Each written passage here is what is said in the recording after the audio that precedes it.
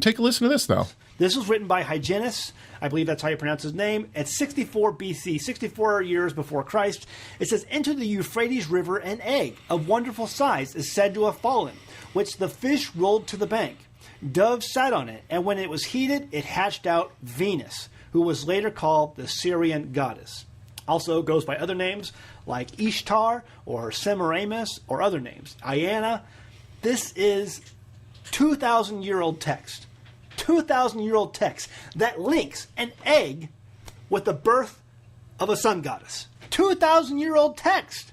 You can't tell me now that eggs are not related to sun god or fertility worship, because here it is, Venus, who was later called the Syrian goddess. She was a fertility goddess, and she was hatched out of an egg, according to Hyginus. Well, this is a legend, obviously. He's just writing the legend. Okay, so there's so much that needs to be said about this that yeah.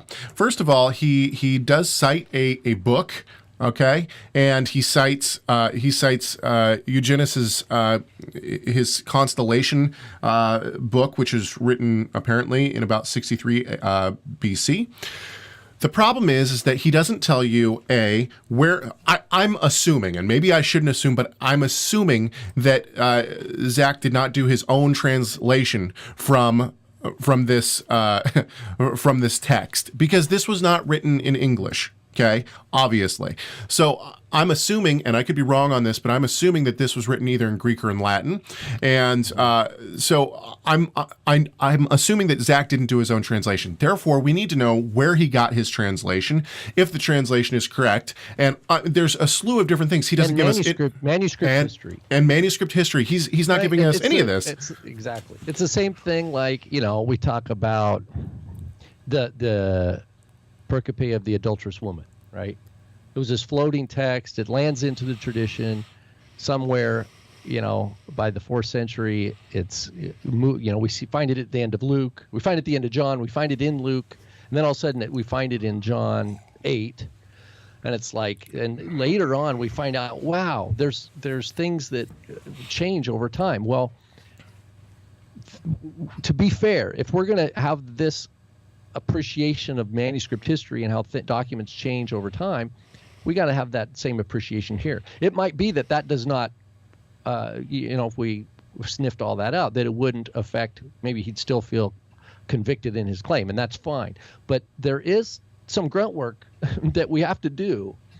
And the other thing is the tradition is that this ancient Latin author was born in like 64 BC. Not that he wrote it then. Yeah, exactly. He died in in the 1st century sometime.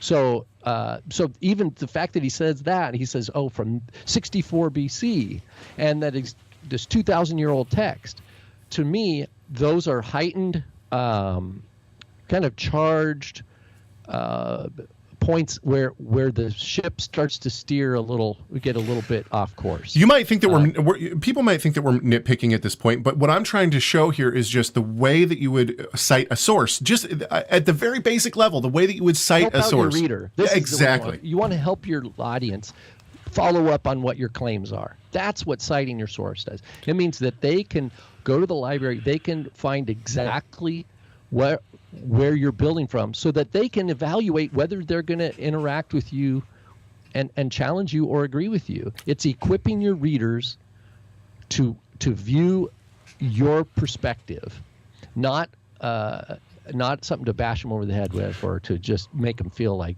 you're legit. Okay, but let's. But here's another thing. On another hand, why not just?